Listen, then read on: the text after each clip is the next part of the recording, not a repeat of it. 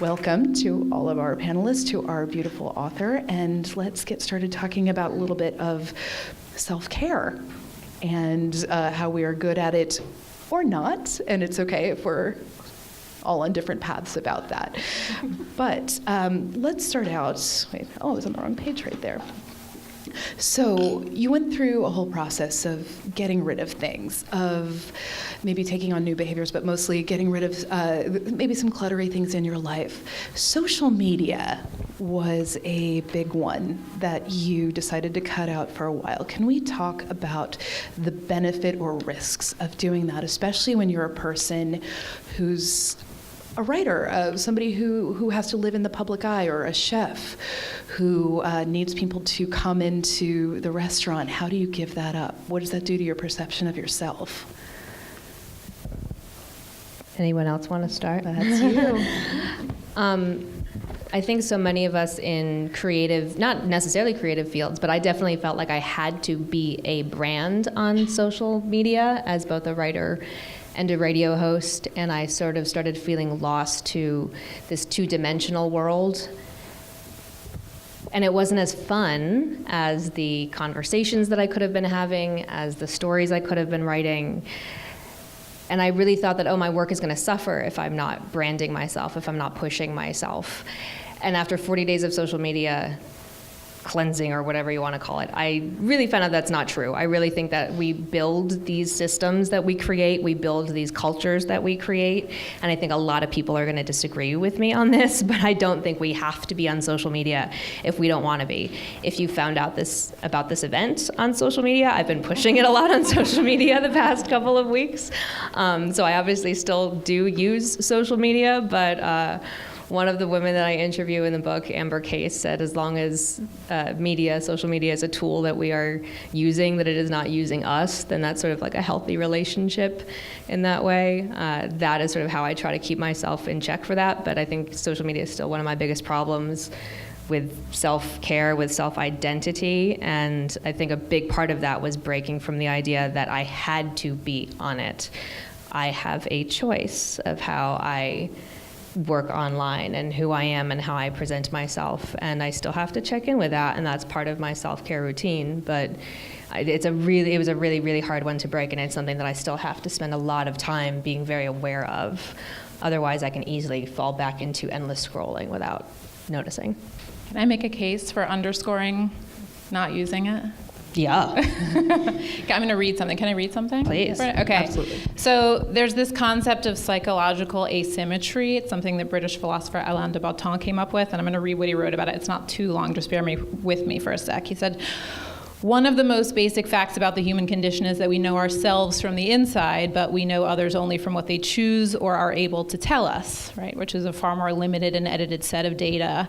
We're continuously and intimately exposed to our own worries, hopes, desires, and memories, many of which feels overwhelmingly intense, strange, vulnerable, or sad. Yet when it comes to other people, we're tightly restricted to knowing them through their public pronouncements, right? So the hints and clues we're left to play with are hugely imperfect guides to the reality of another person's existence, and the result of what we term this psychological asymmetry is what we almost always think of ourselves as far more peculiar, shameful, and alarming than other people we run into. So the idea that we're not really so odd, we just know a lot more about who we are, right? And I bring it up because those public pronouncements that he mentioned, man, are there exponentially more of those being made now that we're performing out our lives on social media? So, the natural psychological asymmetry that we all experience becomes even more warped for the Instagram user. So, even if we know that most people's lives involve anxiety and distress, just like ours, despite those things not being reflected on their feeds, it's so easy to believe otherwise, right?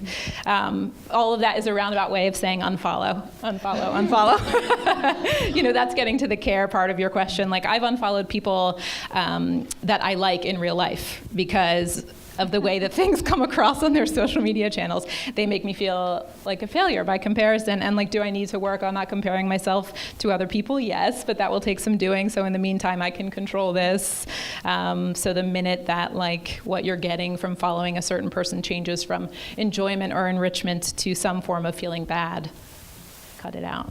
I love the mute button. It's Yeah, such a mute. beautiful gift you can give yourself. It's just muting annoying things. They don't have to know. It's less violent than, I don't know what happened there. It's less violent than blocking. Just muting somebody and they'll never know. They could be talking at you for the rest of the time and they don't know that you're not listening anymore. It's a beautiful It's more thing. gentle than an unfollow, I guess. Yeah, mute. Yeah. I think you just have to decide what you want your relationship to social media to be, starting with your own feed. And I think for me, I didn't kind of obviously grow up in social media, and in my last restaurant job, social media was just getting really popular and I didn't really understand it. And when I went to open Lilia, my business partner, who's 10 years younger than me, came to me and said, you know, you better up your profile a little bit. And I was like, huh? I was like, I don't really want to. And it's taken me a solid 4 years to really kind of get into it, but I kind of gotten into it on my own terms, and I don't post a lot about personal stuff. And I use it as a tool to kind of promote the restaurant and get people mostly excited about either what we're doing or I think the most success I've had with social media is when I've traveled and posting things about where I've been, and I've gotten the most feedback from that of like, is that going to go on your menu? Tell us where to go in Rome. So I think what I've learned about it is if you use it in a way that you're comfortable with and that excites you, it is actually a helpful tool, and it creates a really nice community around you. Yeah, I think there's a very generous way to use it where you're including people, where you're saying to people like, hey, here's the thing I want to share with you, as opposed to like, well, look what I'm doing here in the Caribbean, or whatever it happens to be. You're inviting them in on that thing, and I think especially if you can convey it with a sense of how lucky you are to be experiencing this, it's a really generous thing. Missy, I want to stick with you for a second here, because we were talking about defining moments when you knew that you had to make a change of some sort. I think each of us has had a moment where we realized, like, this isn't working anymore. Brain isn't working so well, relationships, body, whatever it happens to be, and there needs to be a change made. You made a big change. Which one would you like to talk about, Kat? Well, I'm thinking of There are many. Yes, but you were talking about switching leaving my job. Switching restaurants and walking into the void like you did. Yeah, I think for me, I had been in this career as a chef for 20 years, and I was 42 years old, I think, and I was in a position where I had an amazing job and an amazing salary and all the press in the world and accolades and a great team, and I wasn't happy. And I think it took me a really long time to sort of accept that and to recognize it. And I was in a position where I decided that I could afford to take a year off, and which wasn't necessarily the smartest financial decision, but from a mental perspective, it was amazing. But I wasn't. For me, the defining moment just I was becoming sort of this person that I didn't like. I wasn't happy. I was not physically fit. I was 40 pounds overweight, and I just knew that if I went from one job to another job, that it wasn't going to kind of solve any of the issues. So I made a very conscious decision to not work for a year, and I sort of said, and I thought I'd last 3 months because I was a workaholic for many, many years, and I just thought I'd kind of take the summer off and enjoy it and go back to work. And then I realized it was really fun to be unemployed, and I was actually very, very good at it, and I had found another skill, and I took that time to really figure out what I wanted to do and who I wanted to do it with, and the result of that is my first restaurant, Lilia, which just turned 3 years old. And Lilia, and I say this all the time to people, Lilia would not be Lilia if I hadn't taken the time off, because my mentality changed, how I wanted to run a restaurant changed, how I wanted to interact with my staff changed, how I cooked really changed quite a bit over that time, and it became a much different kind of Italian cuisine than I had been cooking before. And so I think a lot of good came out of that. And I wouldn't be where I am today if I hadn't taken that time. Yeah, and I've been a fan this keeps going out. I've been a fan of hers this whole time at all of the restaurants. First and- fan. I think she's my first fan ever. Her restaurant was a couple floors below my office, so I had the pleasure of getting to have her food on a regular basis, and I loved it with every cell in my body then, and then to watch this evolution, I think the care that you have given yourself shows up in your food in a really meaningful way. So, Thank you. so Julia, you have uprooted yourself and things. So talk about some of these bold decisions that you have made to care for yourself. Yeah, I mean, a big one is truly coming to the determination that alcohol does not serve me, at least not right now. So I've removed alcohol from my life for periods of time before, usually after over drinking led me to scary places. So not drinking was a reaction to like shock or shame, and this time it's really different, and it's tied up with another change I made, which is to come back to New York. So after 10 years here, I had moved to Atlanta for a job, and the job was great, and I sometimes regret leaving it now that so many in media are losing work and the industry has become more unstable than ever. But Atlanta wasn't my town. I met some wonderful people there, but I had built myself like a whole world in New York, and something about being in my mid-30s now, I'm more aware of time, and I don't want to spend any more of it away from my people or from the place that gives me a sense of mooring. And I think like drinking's tied up with that because the stakes are higher now. Like I want to show my friends, some of whom are in the front row there, how much I value them, and I want to figure out what my career looks like if I determine that full-time media, work isn't sustainable. And I'll only succeed at those things if my heart and mind are clear. So alcohol doesn't help me in that endeavor. So I really don't want to drink. Yeah. And we get the benefit of these beautiful non-alcoholic cocktails. Thanks to places like Listen Bar that are serving me and us. Yeah. And Jacqueline, people who will all read and love your book are going to know about some of your reasoning behind taking care of yourself and why you had to put that at the center of your world. Can you talk a little bit about that? Yeah, I think most of my life, every time I've had to make a change, it was because of my health. I've grown up with health issues, and they've sort of morphed and changed as I've gone into adulthood. And so most major changes I've made, whether it's been leaving a job, shifting a career, changing a home, have been because I've sort of the bottom has dropped out. I'm also an overworker, and that usually comes overworking before the bottom drops out, and then I have to make a change. But the book I had thought that I had caught myself from the bottom dropping out. I'd quit a cooking job, actually, the only cooking job I've ever had. I was a private cook on top of food writing, because again, workaholic, and food writing does not always pay bills, so I was doing sort of both. And so I'd quit that job 2 years before the story of the book starts, and thinking that okay, the bottom won't drop out, I'll be okay. But then I found myself still sick, and I was working to fix my health, and it wasn't getting better, even though I was changing my lifestyle again and again, and my finances weren't getting better because now I'd quit the good money job. And I had this podcast about dating where my co-host Ben and I were going out and dating a lot and interviewing people about love and what worked, Julia I dated and a lot. Kat. I date a lot. Missy was busy. She had her restaurant.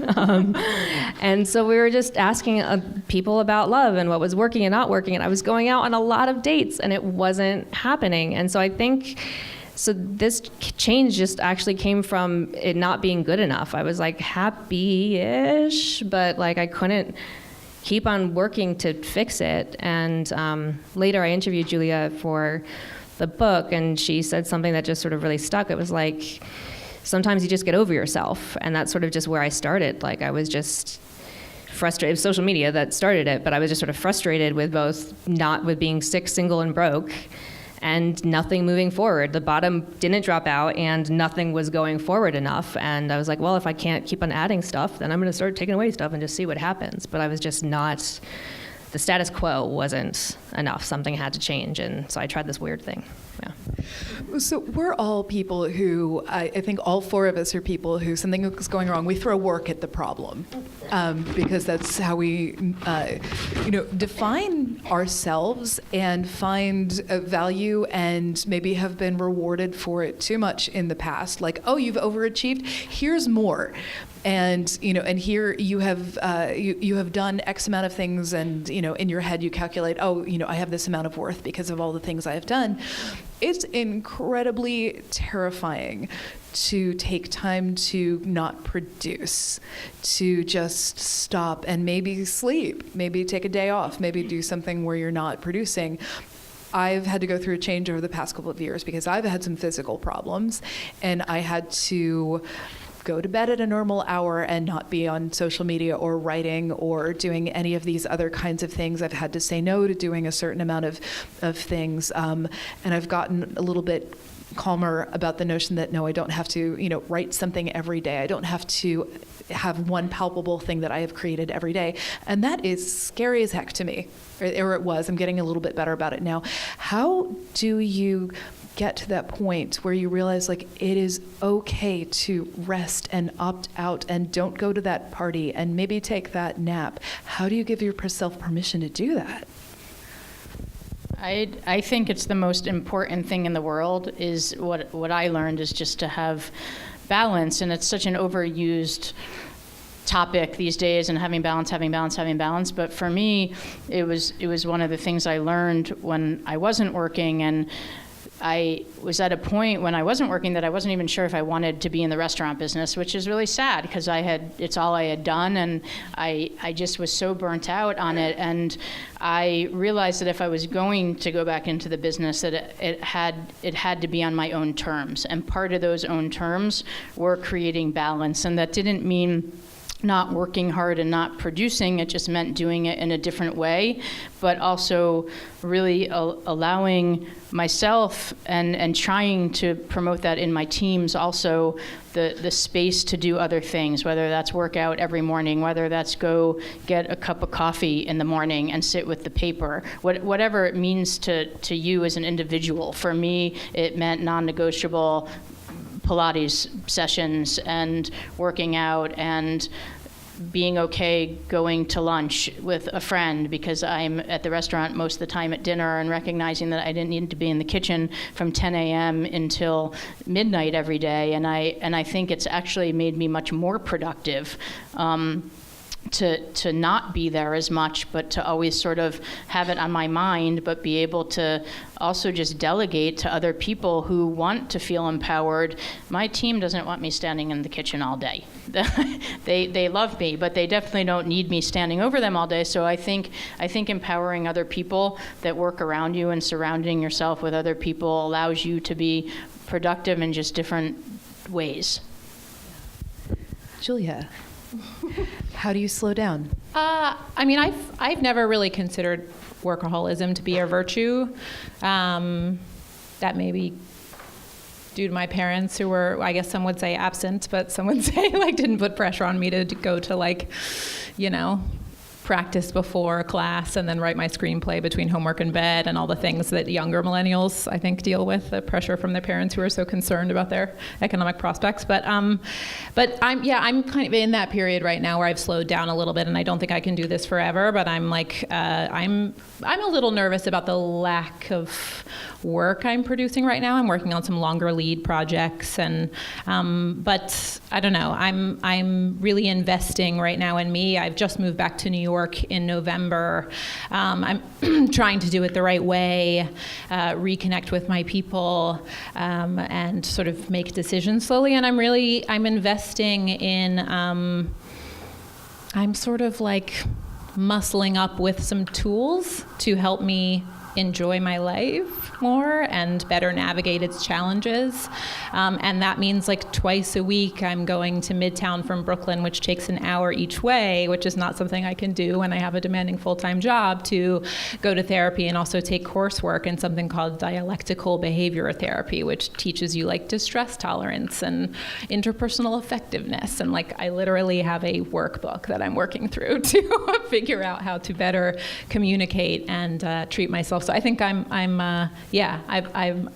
I've made it a priority. I'm not totally comfortable with it. I'm trying to be so that I reap the best benefits from this time that I have that's pretty unusual in my life. It's hard, man. It's hard. So let's talk about how you went from, being producing. What's the language you use in your head to have a moment of like, hey, I need to slow down now. It's okay if I take this nap. It's okay if I'm kind to my body that's telling me it needs a rest. To be brutally honest, right now, since writing the book, I am far sicker.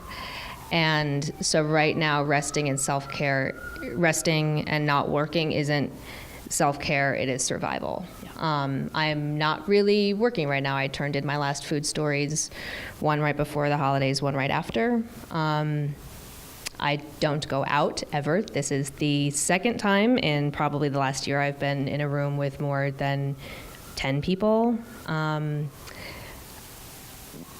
asked that question, I started gripping my cup. My self-care around this is curbing my jealousy when I go on social media and see other writers and their stories coming out, or a lot of my food media friends in this room and seeing them at events or seeing what they're doing, and curbing my fear of having value as a person if I can no longer write, because my illness it's gotten worse in the last year, and I have hope, and I have a medical team, and I'm going to get better than I am right now, but writing a book and producing and promoting a book is physically exhausting. So I have hope, but my resting is my job. I did an event on Thursday, and I rested Friday, Saturday, and yesterday. I was laying down all day, and I will go home tonight and lay down, and I will be lying down all day tomorrow. So my situation is very abnormal, but I agree when I when I think about this idea of resting and doing less, that when I am in any sort of production mode, because I'm not completely out for the count with work, that I do still have to force myself to look at turning off. Like I was still yesterday while I was lying down writing emails and now and then doing social media stuff, so I'm not like entirely not working, obviously. So I have to remind myself that, okay, after in this period, you're going to take 3 days and not do anything that involves work, meaning no computer and no phone, because when you do turn off and take care of yourself, then you are more productive. So I entirely agree with that, and it's so good to do that. And I also wish that we do not have to be in pain all the time to do this for ourselves. So I know there are people in this room who live in bodies similar to mine, and we're in unique situations, but I really do think that being kinder to ourselves, listening to our body, spending the time to learn how to understand what our body is saying to us, loving our bodies for the beautiful things that they do for us, giving them some more attention, and then making those choices to be nicer to them, even when they work for us, is just, we'd all be healthier and happier and contributing beautiful work to the world if we did that a little bit more. That is a...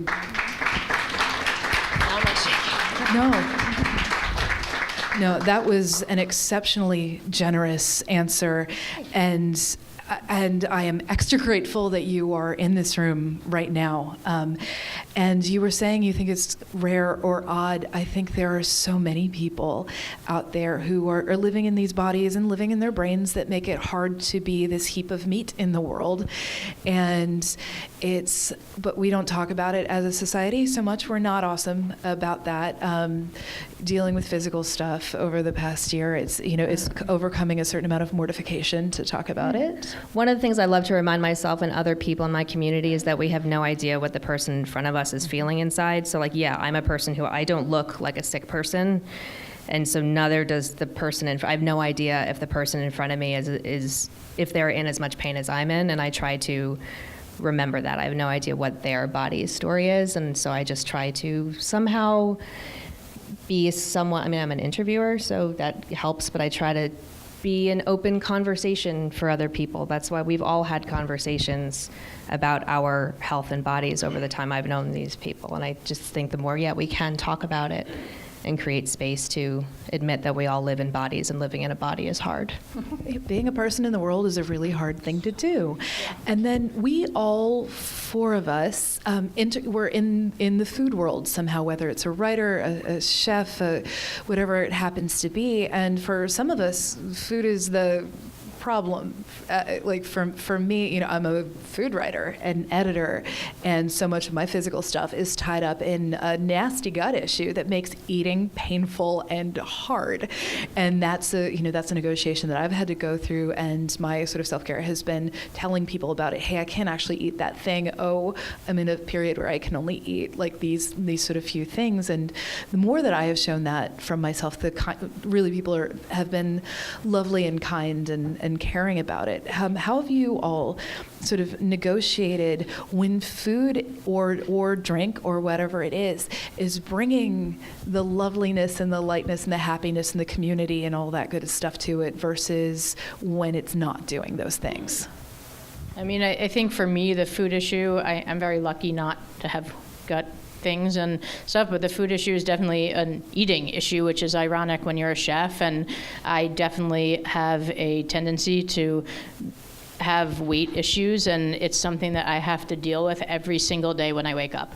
And I went on Weight Watchers to lose 40 pounds when I wasn't working, and it was really easy to do it when I wasn't working, and it really changed the way I cook and the way I think about food, and that's been translated into both of the restaurants in terms of how much fat I cook with, and I still cook with fat, don't worry, and I obviously own 2 Costa restaurants, so that hasn't gone away, but I personally wake up every day and I think about how to attack the day from an eating perspective to maintain my weight, and that's really challenging. And it took me so many years to recognize that I was just like an overeater.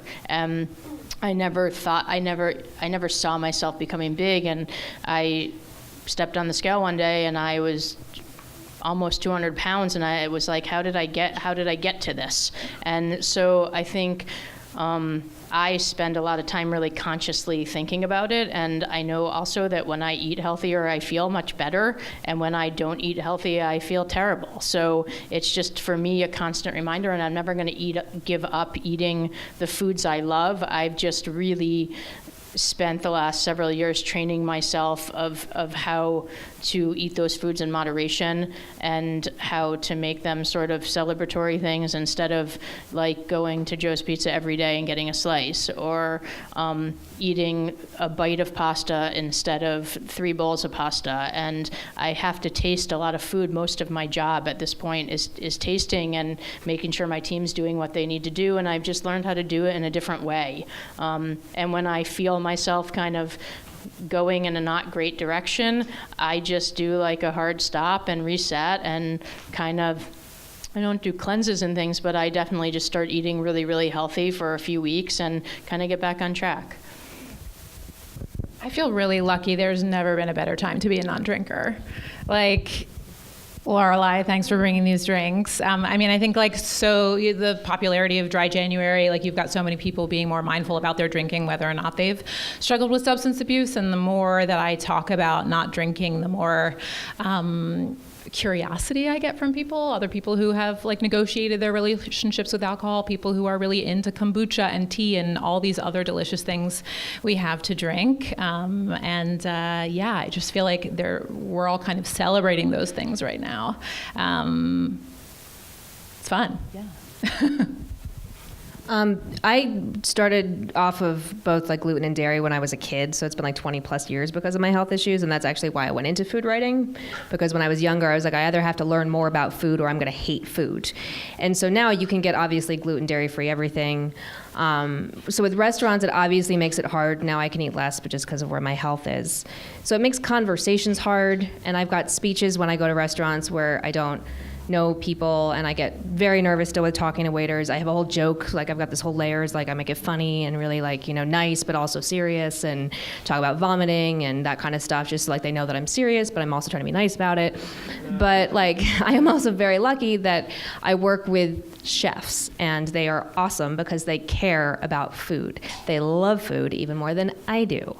And I love food. I love gluten, even though I can't eat it. I would eat the crap out of gluten. I've got like, my apocalypse meal is down. It is like beer and cheese pizza. Nothing on it, like mozzarella cheese pizza and a lot of beer, and I'm gonna eat so much of it as like the asteroid's coming. I can wait. I was gonna say I cannot wait, but like obviously I can wait. Obviously, I can wait for the asteroid. But like, that's what I would have. But like, chefs love food. And so some of the best, most beautiful conversations or moments that have struck me off guard are when I'm in a restaurant finishing an interview and I'm offered something to eat. And I was like, no, I don't eat on interviews because I have these food issues. And a chef will say just the most beautiful gift of like, oh, well, let me make this for you. Like, you should, of course, I want to make something for you to eat. Or once I went to a press dinner for 12, and the chef had made an entirely separate meal, course for course, even getting gluten-free crackers from this place in Brooklyn and bread for me. And he didn't have to do that. And another one had said, well, of course I want to cook for you. Chefs, we take care of people. We feed people. Like the chefs that I get to work with, they cook because they want to feed people. They love food and they love to feed people. So yeah, it makes my job hard, obviously, but I don't review food. And I talk to people. I talk to people who make food, and that's a pretty awesome job to get to have, so yeah. Yeah, I mean, that's sort of the negotiation I've had to make. I'm, for the most part, not writing about the food. I'm writing about the people. And I switched jobs recently, and somebody said, what are you the senior editor of? And I was like, feelings. And those, to me, are the more interesting things. I mean, for me, the social negotiation of food has been a little bit difficult. I mean, my husband's here in the audience, and he can say, like, we stopped going to restaurants for about a year. And because I didn't want to be the girl at the table who was saying, well, here's the thing. But once I started actually talking about it, people were so incredibly kind. The chefs were kind. My friends were kind. They realized I make the jokes too, because I always say, like, well, I'm not going to die. It's not anaphylactic. I'm just going to probably barf and feel gross later. Or you won't kill me. Yeah, that's the thing. Is so you won't kill me. Nobody will kill me. Yeah, I'm just going to feel like crap later. And then they're like, I don't want you to feel like crap with my food. I want to feed you. I want to make you happy. So, I mean, I am very lucky that I have been in a privileged position where I've been able to be really open, talking about all of this kind of stuff, and not everybody has that privilege and luxury. So I figure I'm really grateful to be up here with 3 other people who do that. Let's talk about what self-care looks like for each one of this. I'm fascinated by it because culturally there's this notion that people have been talking about self-care, and so much of it is this bizarre marketed version of it where you assume it's mani-pedis and spa visits and stuff, which it can be. And that's a great thing, but I'm really coming to realize it means a whole lot of different things to different people. What does it look like for each of you? Let's say the 10-minute self-care version and then the more larger holistic version of it. Oh, you want me to start? We're having a good, yeah. You like it that way? Okay, great. I mean, for me, again, it just goes back to balance, and I know it's about incorporating working out. It's a lot about sleep for me, and making sure that I get enough of it, and listening to my body. I think you talked about that, and knowing, like, when I'm really tired, to just like take a moment, and I don't have to keep pushing myself, and the restaurant's not going to close because I leave 3 hours early one night. And I think just like recognizing where you are in life, and but for me, it's about eating well and working out and sleeping, and like also having a social life and surrounding myself with people outside of work and outside of the restaurant business, and having a little bit of diversity there as well has become pretty important to me also. Julia, what's that look like? I'm going to start with like a sort of silly example, which is like bringing these papers, and it's like I knew I would be nervous talking in front of a group of people tonight, and when I get nervous I tend to become unfocused, so having an outline to reference here, like even if it looks kind of silly, makes me feel more secure. And the reason that falls under self-care is that if I were given this opportunity to share this space with you all, and I went home feeling like I got lost and didn't contribute anything of value to ticket buying attendees of this event, I'd probably sleep poorly because I'd be beating myself up, and I'd spiral into a bit of depression that would last a couple days, and it would affect my other work, and so I bring notes. So that's one thing.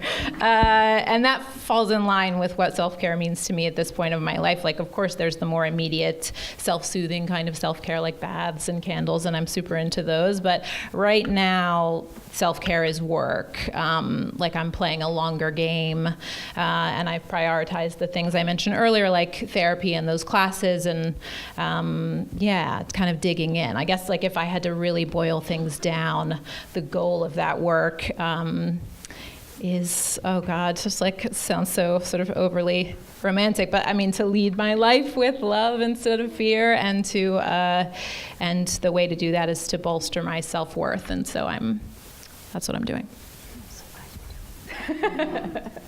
Great. And yay notes. Yeah, notes. Yeah. Jacqueline. My 10-minute self-care is just giving myself time to think. I think it goes with the whole, like, we're all so busy and the world is very distracting. So for me, the 10 minutes would be like the breathing and thinking, like, how do I feel right now? What do I want right now? What is coming up right now? Am I making the best choices? Do I want to be doing what I'm about to do, or do I think I have to be doing what I'm going to do? What can I take off of my schedule? It's just sort of like the check-in, because I don't, if I don't, time can go by and I'm making not great decisions. So I think that's my constant my constant self-care is just making sure I am in control. Not control, that's not a great word, but I'm aware of my thoughts and my feelings and my choices versus my, how would you put it? Just like the, living without awareness of what I'm doing. And then everything else, it really is the work that I did. It was a really hard year, but it really connected me to my values and my priorities in life. And so even though, like, I'm technically limited right now physically, and that is a job, and that is very hard, and that can emotionally be very hard, I know my priorities and my values and what makes me happy, and a lot makes me happy. And so self-care is reminding myself in those 10 minutes, or sometimes very longer than 10 minutes, to focus on those. And that means focusing on the books that make me happy, the people that make me happy. I don't get to see many people, and so when I do, I make sure that I'm present with them, and I prioritize the people that this body does well with, and they take care of me, and I try to take care of them, and nature, and my dogs and birds, but the things that fortify me and make me happy and that feed me. And so those things are my self-care. And so I can have a very whole and, happy isn't the goal, but just a very content human existence, because I'm living by what right now at least are my values, my priorities, the things that are sustaining me, I guess, yeah. Well, a lot of my self-care these days has been giving myself the time to read, to put my phone into airplane mode. I read a lot of books on my phone, which is probably not the best way to do it, but here's where we are. I forgive myself for that. I put it in airline mode and I read books. And I have to say that reading your book was such a tremendous gift of calm. Like, I worried for you during parts of it.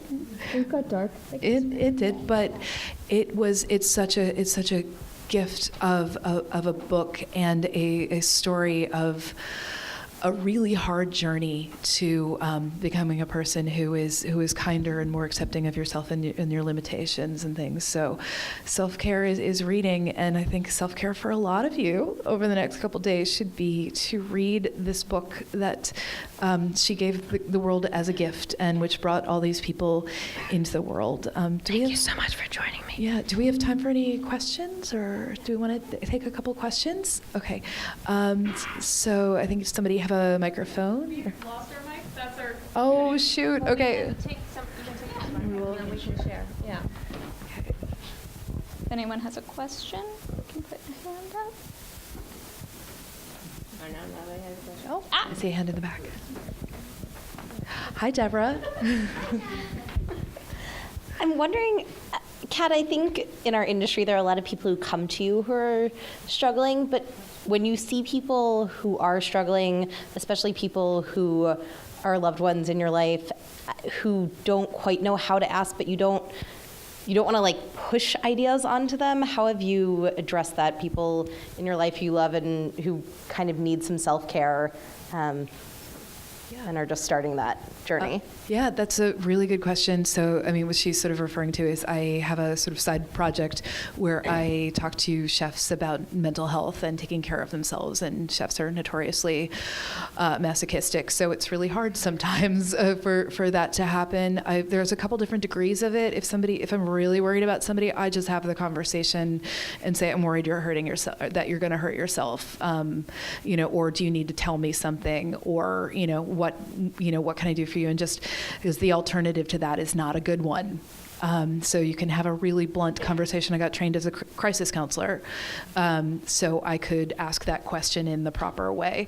Otherwise, I will ask people to breathe with me. I will send them, there are a few gifts that I send out to people that sort of you breathe along with that. And it's a really important thing to do to be able to clear your head. I don't know how you all felt at the beginning when you had that little breath, but it's a really good thing to be able to do it.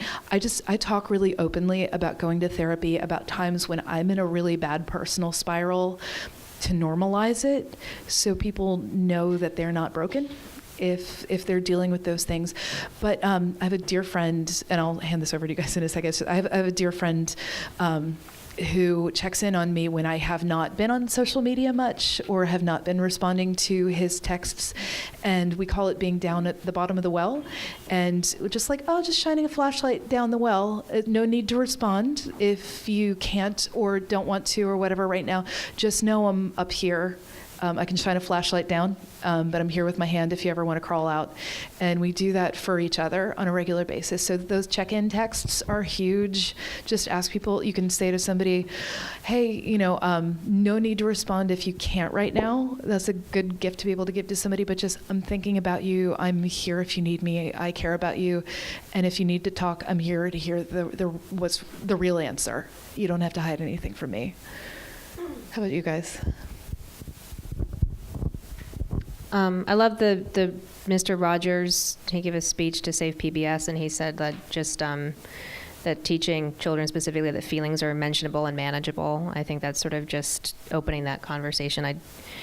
I just try to help people talk about their feelings and sort of just figure out with different, gentle, non-imposing ways to be like, how are you feeling around something? And I think that's sort of just that we can talk about feelings without them being scary is a way, just to sort of lessen the scariness of what's happening inside of our heads and hearts. And then I agree that the buddy system is incredible. I have two people that like we have a code that all we have to do is text it to each other, and that's like, call me now. And then I have a friend that like when we are having certain thoughts, we tell each other just so that we have a witness for those thoughts. And I think just finding someone in your life to have that with, no matter, is just a really great thing to try to sort of set up, no matter what the scenario is. I think relationships and community and just, talking about feelings are mentionable and manageable. I think I'm quoting that correctly, but I have not. I like those words together. Yeah, that just talking it doesn't have to be as scary as inside in our heads we might think it is. For me, I deal with this on a daily basis with my staff and understanding kind of when they need attention. And I think we take a lot of time to get to know the people that work with us. And I fortunate that I get to spend a lot of time, especially in the kitchen, but really understanding the different personalities. And often, especially people in the kitchen, are not going to tell you their feelings, and they're very good at hiding behind a knife and a pan. And so I think understanding when you really need to check in with people and give them attention as a boss and a leader. I would just echo all of that. Yeah, talking about feeling. I built a whole project around talking about loneliness. So I'm someone who's pretty unashamed to talk about her feelings. So I feel like that show could have been the anger hour or the desire hour or the whatever. It just happened to me. I happen to study loneliness. But yeah, it's important to talk openly about it, and that helps kind of neutralize the taboo around it. Yeah, if you haven't listened to her podcast, it's called The Lonely Hour, and it's so, oh God, those Kat are was a guest on season 1. Thank you for coming when it was small. Well, thank you. Like, it's such good voices to have in your head, is the lovely Julia and her guests and the conversations that flow out of that. It's a truly beautiful thing, and a great act of self-care, too. It's a show about loneliness, but it's not a bummer, I promise. No, it's warm and lovely. Do we have any other questions? Or I think some of us are, there's one right over there. Oh, wait, microphone is coming to you. Sorry. Well done. It may sound a little strange, but I find myself, if I walk into a restaurant, I walk in and I'm thinking, what am I looking for? And I find myself looking to find something that's going to go wrong. Yeah. For me, cooking is an art. It's not just cooking and you eating and you forget about it. So I gave it up a long time ago. But I find myself, and it annoys my son and my daughter, that I'll walk into a restaurant and instead of saying I'm going to have a good meal, I'm looking for something to criticize. I'm a critic. What causes that? Only in restaurants, or do you approach other things in life? No, this the way? funny thing is it transitioned into my personal life. I find myself that I'll meet someone, and instead of enjoying the person, nice and everything, I'm looking for something to go bad so I can break it off. Yeah. Happiness is an active choice. It's not the default. Like, you have to decide, like, you know what, I'm open to this. It's work sometimes, being happy. If it's not a passive thing. I mean, sometimes things are enjoyable and they're lovely and they wash over you, but you did the work to go to the restaurant, to pick the restaurant, to go to the restaurant, to decide who you were going to go with, all of these things. So some of that is on you, I think, and it's letting that open. I think there is a fear of, especially in restaurants, where people think, like, I'm not going to get my money's worth. I'm going to do this wrong. I'm going to, something is going to happen. And I know there are a lot of people who look for something wrong because they think that they somehow they were more aware. They criticized it more. Sometimes happiness, these things can be simple. And it's scary to let yourself like things, because what if it doesn't happen the next time? If you can be present in that moment and just appreciate each of the things that are happening, even if they're not perfect, it begets happiness, I think. Like, the more, it's sort of like a muscle that you have to exercise, and you'll be able to lift more happiness the more you are determined to let that happen, I think. Well, By the way, Jackie, I know you don't remember me, but you do? Well, I think if you choose to see it, a lot of media is mean. Television can be mean, newspapers can be mean, Twitter is very mean.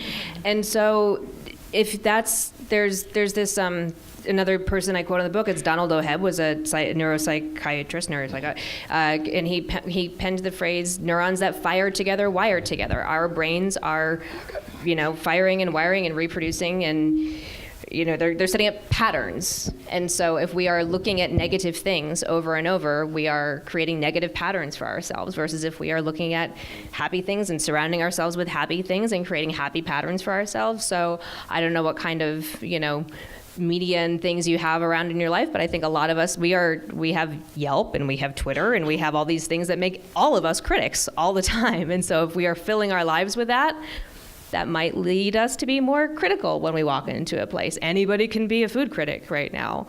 So I think, you have to actively choose to not be that. Happiness and gentleness and kindness, you have to choose to be present with an experience and look at, like, hey, I get to be in this amazing restaurant or this film or this beautiful bookstore, and just be with other humans who are also in this weird universe that we are all spinning around in for some weird reason. I think, you have to choose what you are taking in these weird brains that we have in our heads, and just be aware that all the stuff that we are seeing, our brains are absorbing without us realizing it half the time.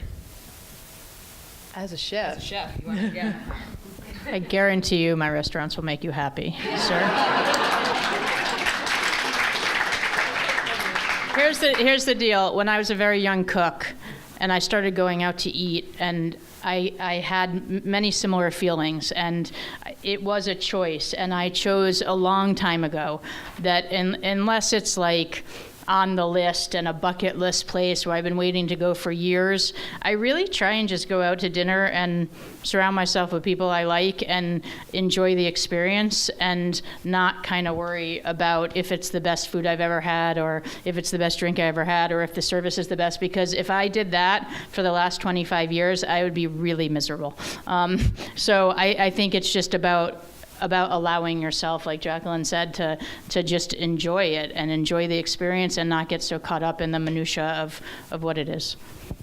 Well, and if you can't, don't go to restaurants for a little while. I mean, you edited out some stuff. Just edit it out for a minute and then slowly add it back and see how it feels. So I think in the spirit of self-care, go to her restaurants. Listen Except to her, for Missy's restaurant. Listen to her podcast, read her book, and do something really lovely for yourself tonight in addition to coming here. I mean, thank you for being here. Thank you for writing this book that brought us together. Thank you for the cocktails and the food and all of this good stuff. Go forth and be happy.